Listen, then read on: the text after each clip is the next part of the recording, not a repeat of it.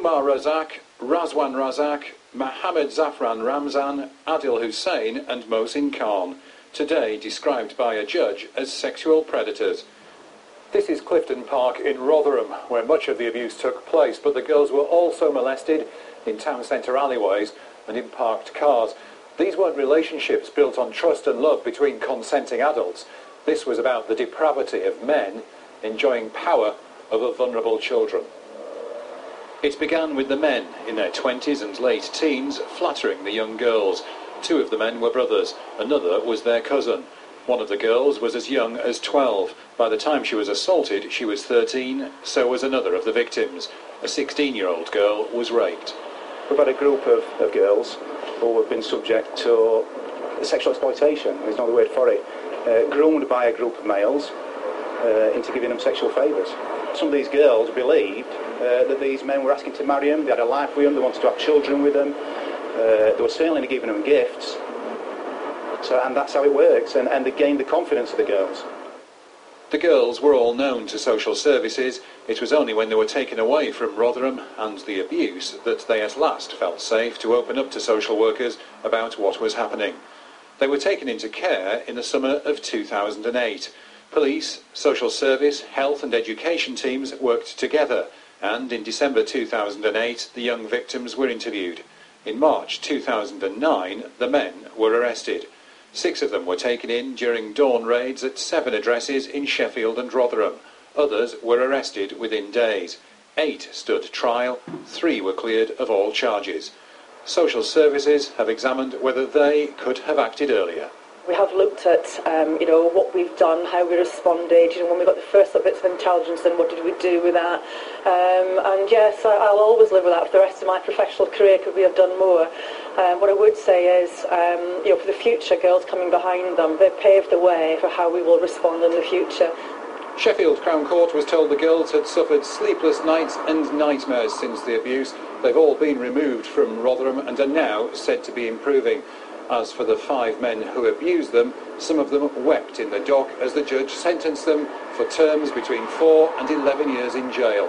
But he said, "Your weeping cuts no ice with me. You've had, in your terms, your fun, and now you must take your punishment." John Hill reporting, well, the shocking case has highlighted a frightening world which uses and abuses children for the sordid pleasure of adults. One young woman from South Yorkshire has talked candidly to Calendar about her experience of being forced into prostitution at the hands of organised criminals when she was just 12 years old. Emma Jackson, which is not her real name, was abused by a gang which has never been caught. She's now written a book about her experience to help others. Here's Charlie Garforth. It started at first where we was going to a shopping centre on the weekends, just me and my friends. We'd meet some young boys who were probably a couple of years older than us, would befriend us, and then the men started to get older. Then that's when things started to go wrong.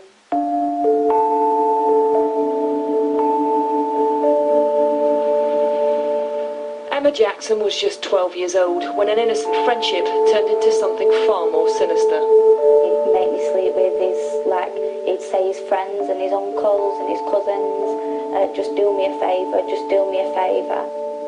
One point where I was actually took to a flat and locked in the bedroom, and they just sent men in one after each other.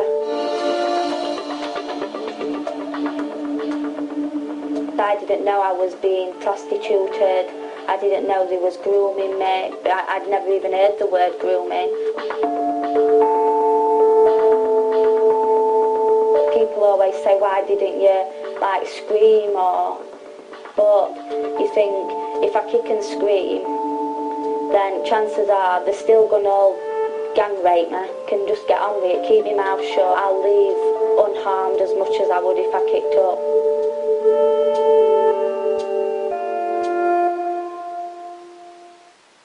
Emma claims she was subjected to this horrific abuse for 6 months before finally telling her family, whose world fell apart. I don't know, we just sort of clung on to each other. I don't know how we coped. If she could cope and get through it, then after what had happened, then we had to cope. We had to be there for her, because if we weren't there for her, all would have been. Emma's parents called in the police, but lack of evidence meant the case never went to court. Good afternoon, Crop.